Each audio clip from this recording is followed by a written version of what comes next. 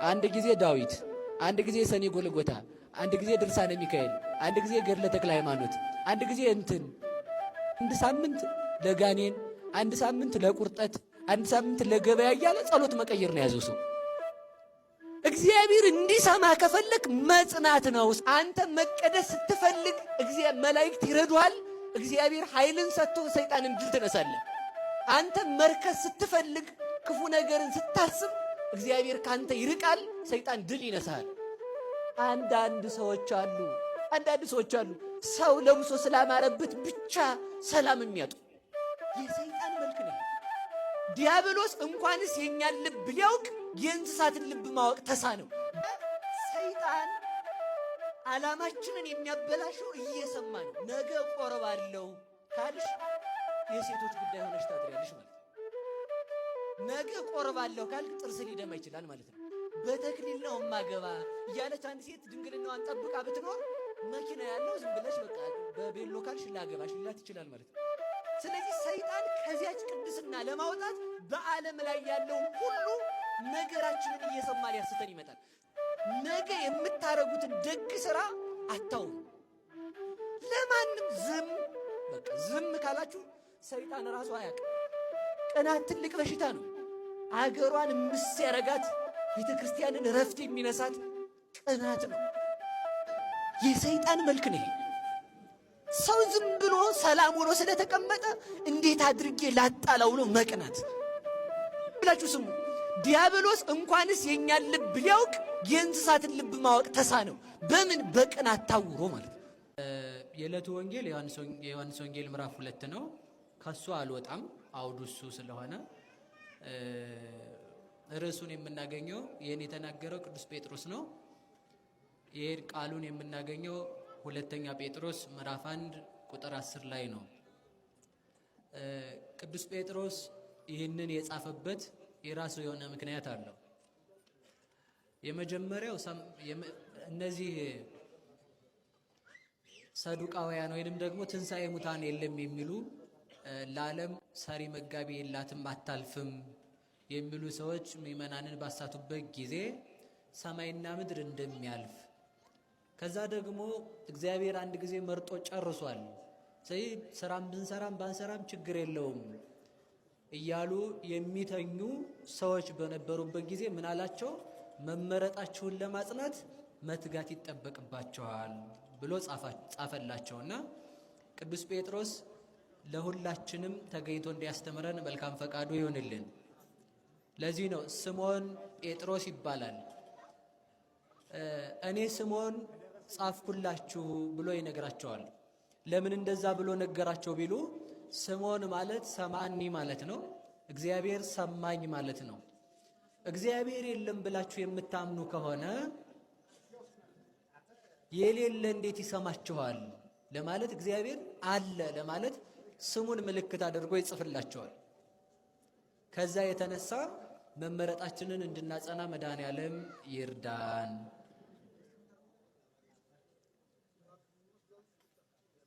ጸጥ ብላችኋል ይመስለኛል። እሺ፣ ስለዚህ አሁን ሁለት ነገር ያዙ። የመጀመሪያው ምን ማለት እስኪ መመረጥ በሉ። ሁለተኛው ምንን ማጽናት? የመጀመሪያው ምንድን ነው? ጥያቄ ልጠይቃችሁ። በጥያቄ ስለሚጀመር ማለት ነው። ትምህርቱ በጥያቄ ነው የሚጀመረው አሁንኑ ማለት ነው። እግዚአብሔር ሰውን ይመርጣል አይመርጥም? አይመርጥም? ይመርጣል? እሺ ይመርጣል? ወደ ሁለቱም ነው። ይመርጣል ስላችሁ አይመርጥም አላችሁ። አይመርጥም ስላችሁ ይመርጣል አላችሁ። አይመርጥም እንዴ? አይመርጥም? ለዚህ እኮ ነው አሁን በደንብ እንዲገባን የሚፈለገው። ለዛ ነው ሁለት ነገር ነው የምንይዘው። እግዚአብሔር ይመርጣል ወይንስ አይመርጥም የሚል ሐሳብ ይዘን እንሄዳለን። እግዚአብሔር ተመልከቱ፣ ልብ ብላችሁ ስሙ። ድንግል ማርያምን መርጧታል አልመረጣትም? ናት የመረጠችው። እሱ ነው የመረጣት። እሱ ነው የመረጣት አይደል? ስለዚህ እመቤታችን ማን ስለመረጣት ነው? ይሄ አይመስለንም እንጂ ትልቅ ክህደት ነው። ግን አይመስለንም። አስረዳችኋለሁ። ቆይ እንዳትሸወዱ ልነግራችሁ ነው። እግዚአብሔር ልብ በሉ እንግዲህ ይመርጣ እስኪ በሉ እንዳላችሁት መርጧታል በሉ እንዳላችሁት መርጧታል ስትሉ ይኸውላችሁ እንዲህ የሚል ጥያቄ አመጣለሁ። እኔም ርኩስ ለመሆኔ ቅዱስ ያልሆንኩት እግዚአብሔር ስላልመረጠኝ ነው ማለት ነው። ገብቷችኋል? አሁን የማትመልሱት ጥያቄ ውስጥ ገባችሁ ማለት ነው። እግዚአብሔር ልብ ብላችሁ ስሙ። እግዚአብሔር ይመርጣል? አዎ። እግዚአብሔር ስለመረጣት ነው ንጽሕት የሆነችው ማለት ግን ክህደት ነው ሊሆን የሚችለው። ልብ ብላችሁ ስሙ። ለምን ካላችሁኝ እግዚአብሔር ሁሉንም ሰው ባለመምረጡኛ የረከስ ነው ባለመመረጣችን ነው ብለን ዓለም ያለመመረጣችንን ኃጢአት መስራታችንን ለማን ልናደርገው ነው? ለራሱ ለእግዚአብሔር ምክንያት ልናደርገው ነው ማለት ነው። ገብቷችኋል ይሆን? አይመስለኝም።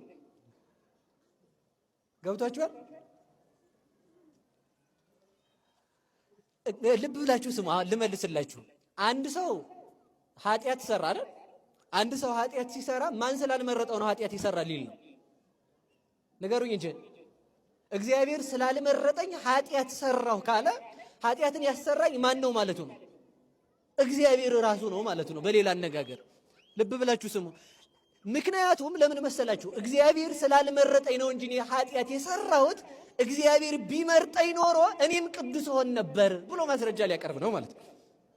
ስለዚህ እንደዚህ እንዳይሆን እግዚአብሔር ተመልከቱ፣ መመረጥን ማጽናት የሚባለው ልብ በሉ። እግዚአብሔር ይመርጣል ሲባል መልሳችን በአንድ ቃል አዎ ነው። እስኪ አዎ በሉ ንገሩኝ። እግዚአብሔር ይመርጣል ማለት ግን ልብ ብላችሁ ስሙ፣ ሶስት ነገር አለው። እግዚአብሔር ይመርጣል፣ አዎ። የመረጠውን ሰው ያውቀዋል። ያወቀውን ሰው ሕሊናውን የጠበቀውን ሰው የጠበቀውን ንጽህና ይጠብቅለታል እግዚአብሔር ማለት ነው። ሰምታችኋል? እግዚአብሔር ይመርጣል በሉ። አሁን ፈራችሁ መሰለኛል። ይሄ አይደለም ስላችሁ እየፈራችሁ ሄዳችሁ ማለት ነው። እንደገና ችግር የለም እሱን እናስተካክላለን። ስለዚህ ልብ ብላችሁ ስሙ። እግዚአብሔር ይመርጣል፣ አዎ። እግዚአብሔር ሰውን የሚመርጠው ታዲያ በራሱ በሕሊናው ፍላጎት ነው። በምኑ ፍላጎት? አንድ ነገር ልንገራችሁ። ሰው በእግዚአብሔር መልክ ተፈጠረ ይላል አይደል? ኦሪት ዘፍጥረት። እስኪ በሉላችሁም ሰው በሉ። በእግዚአብሔር መልክ ምን አለ? ሰው ማንን ይመስላል? ሌላ ጥያቄ ነው የምጠይቃችሁ። በጣም ብዙ ትርጓሜያት አሉት አባቶቻችን የተረጎሙት። ሌላ ሰው በእግዚአብሔር መልክ ከተፈጠረ እግዚአብሔር ይሸነፋል? ንገሩኝ እንጂ። አይሸነፍም። እግዚአብሔር ካልተሸነፈ ሰው በፈጣሪው መልክ በእግዚአብሔር መልክ በመልካችን እንፍጠረው ማለት እንደኛ የማይሸነፍ ሕሊና እንስራለት ማለት ነው። ሰው መቅደመ ወንጌልም ይላል ወረሰያ ላቲ ከመትግበር ፈቃዳ አልቦ ዘይህይላ። ሰው በእግዚአብሔር መልክ ተፈጠረ ማለት እግዚአብሔር የሚያሸንፈው ሐሳቡን የሚያሸንፈው ማንም የለም። ሰው መርጦ መቀደስ ይችላል። ሰው መርጦ መርከስ ይችላል። እግዚአብሔር የለም በመልኬ ስለፈጠርኩ ለኔ ሆነ ለመንግስተ ሰማያት ነው የምትሆነው ብሎ አስገድዶ አያጽድቀውም። ሰይጣንም ደግሞ እግዚአብሔር ለመንግስተ ሰማያት ስለፈጠረ አስገድጄ እኔ ማርኬ ለሲኦል አደርጋለሁ ብሎ ሰውን ማርኮ አይወስድም ማለት ነው። ስለዚህ ሰው ሕሊናው በመረጠው ምን ይላል? ይቀደሳል በሉ እንጂ። መርጦ ይቀደሳል፣ መርጦ ይረክሳል። የእውነት የምነግራችሁ ማለት ነው እግዚአብሔር ሕሊናችንን እንኳን ሰይጣን እንዲያሸንፈው እርሱ ራሱ ፈጣሪው አሸናፊው ሲሆን ሕሊናችን የመረጠውን ነው እንጂ የሚያደርግልን አስገድዶ እንድናመልከው አያደርገንም። ስለዚህ ሰው ምን ያለው ፍጡር ነው? በሉ ስልጣን በሉ እንጂ በሉ ንገሩኝ። ስልጣን ያለው በሏል። ስለዚህ ለመቀደስም ስልጣኑ የማን ነው? ያንተው ነው። ለመርከስም ስልጣኑ የማን ነው? ያንተው ነው። አንተ መቀደስ ስትፈልግ መላእክት ይረዱሃል። እግዚአብሔር ኃይልን ሰጥቶ ሰይጣንን ድል ትነሳለህ። አንተ መርከስ ስትፈልግ ክፉ ነገርን ስታስብ እግዚአብሔር ካንተ ይርቃል፣ ሰይጣን ድል ይነሳል። ስለዚህ ሰው በፈቃዱ ነው የሚረክሰው። ሰው በፈቃዱ ነው የሚቀደሰው። እግዚአብሔር ሰውን ይመርጣል ማለት ልብ ብላችሁ ስሙ። እየሰማችሁ ነው? ሰው እንደ ሚዛን ነው ባህሪው። ሚዛን ታውቃላችሁ? ከሁለቱም ላይ መመዘኛ 1 ኪሎ ወይም 2 ኪሎ ሳይደረግ ዝም ብሎ እንደተቀመጠ ቢሆን ሁለቱም ምንድነው የሚሆኑት? ውልብል እኩል እንደሆኑ ይቀመጣሉ። ዕቃ መመዘን ሲጀምር ወደ አንድ ወገን ምን ይላል? ይወርዳል ማለት ነው። ስለዚህ የሰው ህሊና ሰው ልቀደስም ልርከስም ሳይል ዝም ብሎ በተቀመጠበት ሰዓት እንደዚያ እንደ ሚዛኑ እግዚአብሔርም ሳይርቀው ሰይጣንም ሳይቀርበው ይቆያል ማለት ነው። ማን ሳይርቀው? ማን ሳይርቀው? የዚያን ጊዜ መመዘን ሲጀምር ማን ይገባል? ወይ እግዚአብሔር ወይ ሰይጣን ይገባል ማለት ነው። ስለዚህ ሰው እንደማን ነው? በማን መልክ ተፈጠረ ካላችሁ እንደ እግዚአብሔር ነው። መርጦ መቀደስ የሚችል ነው ማለት ነው። ስለዚህ ከዚህ የተነሳ ነው እግዚአብሔር መመረጣችሁን በሉ ታጸኑ ዘንድ ምን በሉ ትጉ። መመረጥን ማጽናት ምንድነው የሚለውን ተናግሬ ነው ትምህርትን በጠቀለለ እሱን ነው። እንግዲህ እግዚአብሔር ሁላችንንም መመረጣችንን ያጽናልን። እሺ ያን ካልኳችሁ መመረጥ ምንድነው? ያልተመረጠ ፍጥረት አለ ወይ ሲባል የለም። መልሱ እሱ ነው። ያልተመረጠ ፍጥረት አለ? እሺ ሳጥናኤል አልተመረጠም? የት ነበር የተቀመጠው? ሰማይ ነበር። ከማን በላይ ነበር? ከመላእክት በላይ።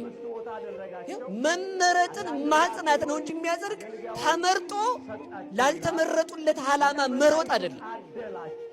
በዚያውም ላይ ተመልከቱ፣ ሰው እኮ ቁስ አካል አይደለም። ሰው እግዚአብሔርን የሚመስል የሚያስብ ከሆነ ልብ በሉ ወደ ጽር ወይም ወደ ግሪክ በሚተረጎምበት ጽድቅንና ኃጢአትን በሉ እንጂ እግዚአብሔርን የመምረጥ መብት አለው፣ ያለ መምረጥም መብት አለው። እኔ ነኝ የፈጠርኩ አናትክን ነው የምልህ ትሰግዳለህ ይላል እግዚአብሔር አይል። እኔ ነኝ የፈጠርኩ የለም ትቆርባለህ ያለዚህ አናትክን ነው የምልህ ይላል እግዚአብሔር አይል። ከፈለክ ቁረብ፣ እኔ ስጋዬን ሰጥቻለሁ። ካልፈለክ ደግሞ እኔን ከጠላይ ደግሞ ዲያብሎስን ታገኛለህ ነው ምርጫው ይሄ። ስለዚህ ሰው በቀን ውሎ ሁለት ነገርን ምርጫ ውስጥ አስገብቶ ይውላል። ወይ ሲኦልን ወይ መንግስተ ሰማያትን ይመርጣል። ማንን ይመርጣል? በቃ ውሏችንን ማታ ማስላት አለብን። ወይ መንግስተ ሰማያትን እንመርጣለን ወይ ማንን እንመርጣለን? ሲኦል። ስለዚህ እግዚአብሔር በጎ ነገርን እንድንመርጥ መድኃኔዓለም ይርዳን። እግዚአብሔር ይመርጣል ማለት እግዚአብሔር ይፈጥራል ማለት ነው። ልብ ብላችሁ ስሙ። እግዚአብሔር ምን ይላል ማለት ነው? ይፈጥራል። እግዚአብሔር ከፈጠረም በኋላ ደግሞ እኛ ምን አለን? እግዚአብሔር መቀደስም መርከስም እንችላለን ማለት ነው። እየሰማችሁ ነው? መርጦ መቀደስ ማለት ነው። ስለዚህ ተመልከቱ፣ እግዚአብሔር በሳጥናኤል አድልቶ ከመላእክት በታች አድርጎ አልፈጠረውም። በቀደመ ክብሩ መላከ ብርሃን ብሎ ከመላእክት በላይ አድርጎ ፈጠረው። መመረጡን አላጸና ብሎ የተወረደ ሲኦል በሉ እንጂ። ስለዚህ የሚያጸድቀው ምንድን ነው? መመረጥን ማጽናት። እስኪ በሉ መመረጥን በሉላችሁ። ምን ማለት መመረጥን ምን ማለት? እግዚአብሔር እንድንጸና ይርዳን። የእውነቴን ነው የምላችሁ። አሁን ልብ ብላችሁ ስሙ። እግዚአብሔር አዳምና ሔዋንን መርጦ በመልኩ ፈጥሯቸዋል? አልፈጠራቸው? እሺ መመረጣቸውን አጽንተዋል? አላጸኑም። ይኸውላችሁ ስላላጸኑ ወዴት መጡ? ወደዚህ ዓለም መጡ። ስላላጸና ተመልከቱ፣ የብርሃን ልብስ ነበረው። ከእግዚአብሔር ጋር ጸንቶ ቢቆይ ብርሃን ለብሶ ይኖር ነበር። ከዛ የብርሃን ልብሱ ተገፈፈ፣ አይፈርስም ነበረ። ተመልከቱ፣ የማይፈርሰውን የእግዚአብሔርን ሕግ ሲያፈርስ አካሉ በሞት ፈረሰ። አይሞትም፣ ሕያው ነበረ። የሙት እንደው ተመልከቱ፣ ሰው ከሚገባው ጋር ነው መምከር ያለበት። ሔዋን ከአዳም ጋር ምከሪ ብትባል ተመልከቱ፣ ከምትገዛው ከሳጥናኤል ከእባብ ጋር ብትመክር የሚገዛት ሰለጠነባት ማለት ነው። ተመልከቱ፣ ከማን ጋር እንደምትመክሩ ማሰብ አለባችሁ። ክርስቲያኖች ጋር ነው ወይንስ ከአላውያን ጋር? ሰውን ከሚያጣሉ የሰይጣን ፈረስ ከሆኑ ሰዎች ጋር ነው ወይንስ ሰው ከሚያስታርቁ? መስማት አለብን በደንብ አድርገን። ሰው ይኸውላችሁ፣ ሚስት ከማን ጋር ትመካከር? ከባሏ ጋር። ወርዳ ጎረቤት መመካከር የለበትም ስለ ትዳሯ ጉዳይ ማለት ነው። ይኸውላችሁ ልንገራችሁ፣ ቤት ከፈታች ሴት ትዳር ያላት ሴት ምክር መስማት የለበትም ለማለት የፈለግኩት ሁሉን አትስማ አይደለም። ደግሞ ተረዱኝ እሺ። ደግሞ ትዳር ነው የምትላት ማለት ነው። ስለምትላት ትዳሯን ትበትናለች። ስለዚህ ልብ በሉ። የምመክረው ከማን ጋር ነው ማለት አለብን። እስኪ በሉ በሞቴ የምመክረው በሉ እንጂ ከማን ጋር ነው? ሰይጣን ከሚገዛው ሰው ጋር ነው ወይንስ እግዚአብሔር ከሚገዛው? በቃ ያንዋ ማሰብ ያለብን። ምክራችን እንዲቀደስ ተመልከቱ። ሔዋን ከአዳም ጋር ምከሪ ተብላ እሷ ከማን ጋር ተመካከረ? ከምትገዛው ከባብ ጋር ብትመክር የምትገዛው እባብ ገዝቷት ተመልከቱ። እባብ እያባረረ ሰኮናዋን የሚነድፋት ሆነ ማለት ነው። የምንመክረው ልዕልና ካላቸው ሰዎች ጋር መሆን አለብን። እግዚአብሔር ሕሊናችንን ከፍ ያድርግልን። መመረጥን ማጽናት። ልብ በሉ አዳምና ሔዋን መመረጣቸውን ታውት። እንግዳ መመረጥን ተመልከቱ። ልብ ብላችሁ ስሙ። እስኪ መመረጥን ማጽናት በሉ ምን ማለት? ድንግል ማርያምን እግዚአብሔር መረጣት ወይ? ተመልከቱ። እስመ እግዚአብሔር አይደለም ጌታ መርጧታልና ቅዱስ ኤፍሬም በውዳሴ ማርያም። ከዛ ሊቃውንቱ ሲተረጉሙ ምን አሉ መሰላችሁ? ጌታ መርጧታል አሉ። መመረጥማ ሁሉስ ተመርጦ መመረጧን ብታጸና ነው እንጂ አሉ። አያችሁ፣ መመረጥ ማን ተመርጧል? ሁሉም በሉ እንጂ ሁሉም ተመርጧል። መመረጧን ያጸናች ግን ማነት? ድንግል ማርያም ናት። መመረጧን ያጸናች እርሷ ናት። የእርሷ ልጆች ያደረገን መድኃኔዓለም ይመስገንልን። ይሁዳ ለሐዋርያነት ተመረጠ። እሺ እሱ ለክህደት አልዞረም። ለሐዋርያነት ተመርጦ ተመልከቱ። መላእክትን ሊገዛ ከሐዋርያት ጋር ዓለምን ሊገዛ ተመርጦ እሱ ለምን ሄደ? ጌታን ለመሸጥ ሄደ። ድንግል ማርያም ግን ለእናትነት ተመርጣ እንድትመረጥ ሆና ብትገኝ ነው እንጂ የመረጣት አሉ። እስኪ በሉ አንድ ጊዜ እንድትመረጥ በሉ። ሆና ብትገኝ መረጣት። በሞት አንድ ጊዜ ድገሙልኝ። እንድትመረጥ በሉ። ሆና ብትገኝ ጥያቄ እንዴት ድንግል ማርያምን የመረጠ እኔን አይመርጥም ሲል ሁላችሁ ስሙ። በሞት ያፈርሰዋል። ጫካ ውስጥ ገብታችሁ መቋሚያ ልትቆርጡ ብትገቡ አጠቃላይ የጫካው ዛፍ ወልጋዳ ቢሆን እናንተ የምትመርጡት የቷን በሉ? ሸጋዋን በሉ እንጂ በቃ ቀጥ ያለችውን ነው። ጠማማ ይመረጣል እንዴ ለመቋሚያ? በሞቴ ንገሩኝ። እሺ አድልታችኋል? አላደላንም በሉ እንጂ። ለምን? እንድትቆረጥ ሆና የተገኘችው ቀጥ ያለችው በትር ናት። አያችኋል? ይህን ነው ማሰብ ያለባችሁ። በሞቴ ሌላም ልንገራችሁ።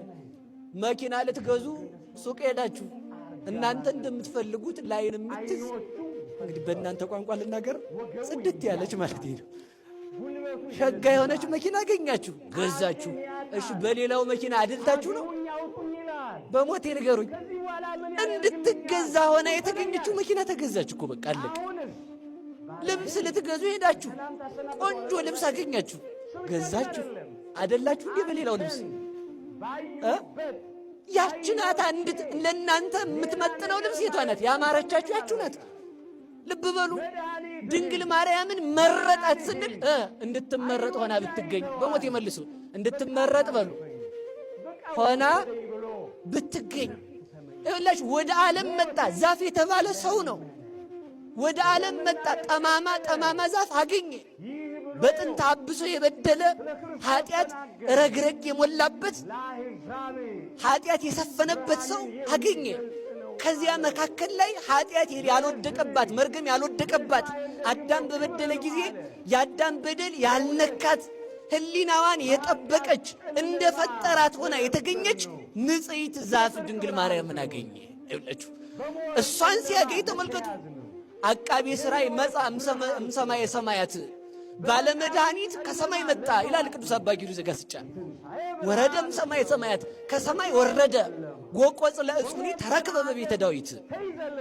ድህነት የሚደረግበት እንጨት ከዳዊት ቤት ተገኘ ማለት ከዳዊት ነገድ ድንግል ማርያም ለዓለም ድህነት ክርስቶስ ለእናትነት ይመርጣት ዘንድ ከስጋዋ ስጋ ከነፍሷ ነፍስ ይነሳ ዘንድ ድንግል ማርያም በንጽህና ተገኘች። እሷን የሰጠን መድኃኔዓለም የተመሰገነ ይሁን። ስለዚህ መመረጧን ብታጸና ለእናትነት መረጣት። አያችሁ አይደል? እስኪ በሉ መመረጧን ብታጸና በሉ ሁላችሁም። ለእናትነት መረጣት።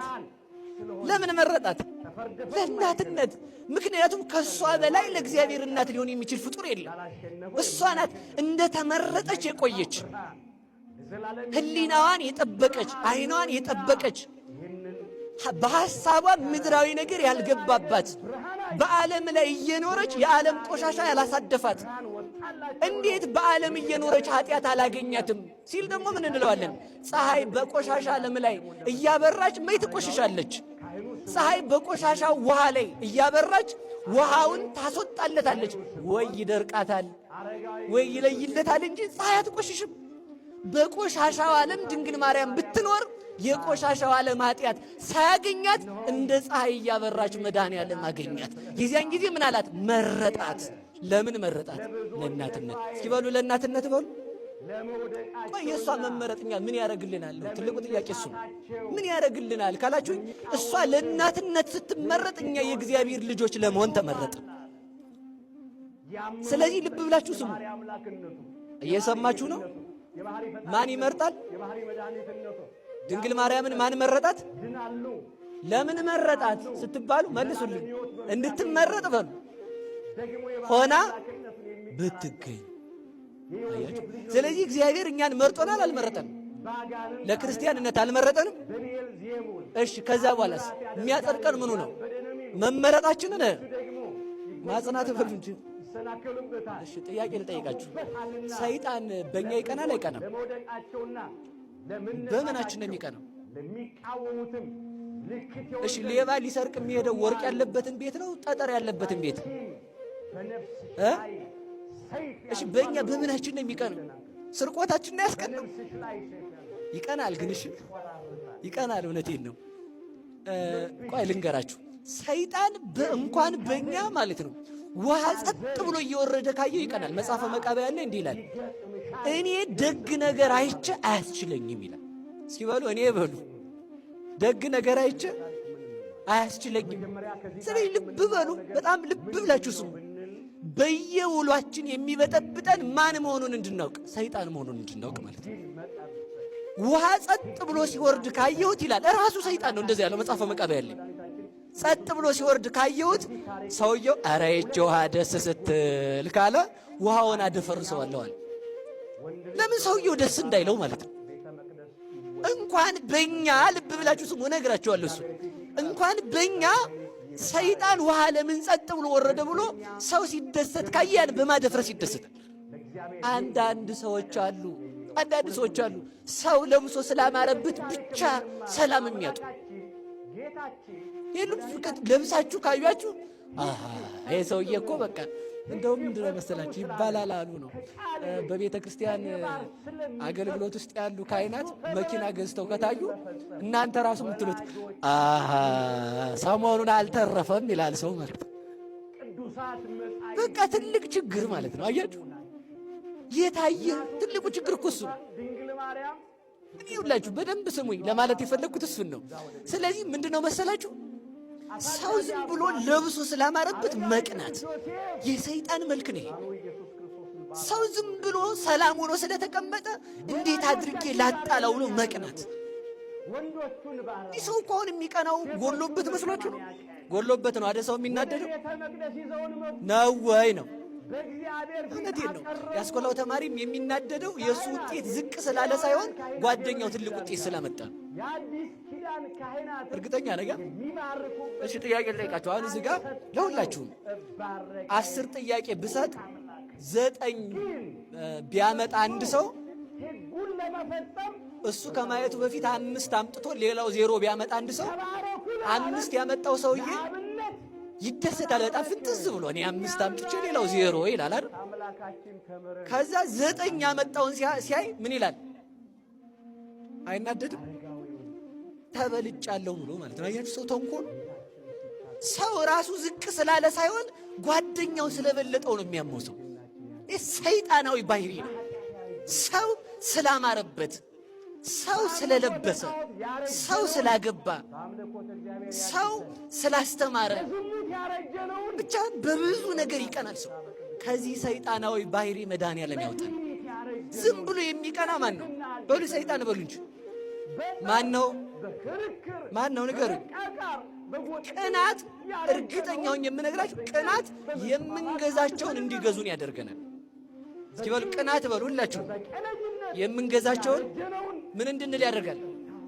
እንዲገዙን። ልብ ብላችሁ ስሙ። መልአክ ሁሉን ያውቃል አያውቅም? በሞቴ ነገር ቅዱስ ገብርኤል ሁሉን ያውቃል አያውቅም? ያውቃል። ትናንት ተመልከቱ፣ ትናንት የነበረውን ዛሬ ያለውን ነገ የሚሆነውን መልአክ ያውቃል። ከማን የተነሳ? ከእግዚአብሔር አዋቂነት የተነሳ በጸጋ ነው የሚያውቀው፣ በባህሪው አይደለም።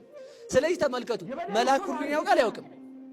በሉ ንገሩኝ እንጂ ቅዱስ ገብርኤል አንተ ታውቃለህ ስንል እኮ የሚሰማን ምን ስለሆነ ነው?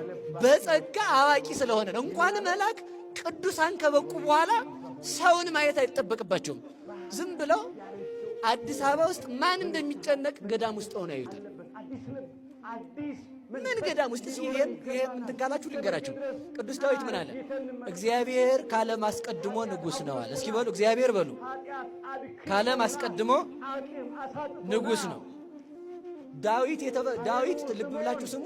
ካለም አስቀድሞ ነበረ ወይ ነው እና የታየው እግዚአብሔር ካለም አስቀድሞ ንጉሥ ሲሆን አያችሁ፣ ሲበቃ ሰው ዓለምን አልፎ ማየት ይጀምራል ማለት ነው። አያችሁታል? እንኳን መልአክ ልብ ብላችሁ ስሙ። ልነግራችሁ ያልኩት ሌላ ነው። ዲያብሎስ አዋቂ ሆኖ ተፈጥሮ በፈጣሪው ላይ ቢቀና እንስሳትን ጥየቃ ገባ ማለት ነው። አዳም ጌታችሁ ምን ይመስላል እያለ ማለት ነው። አያችሁ አይደል? ቅናት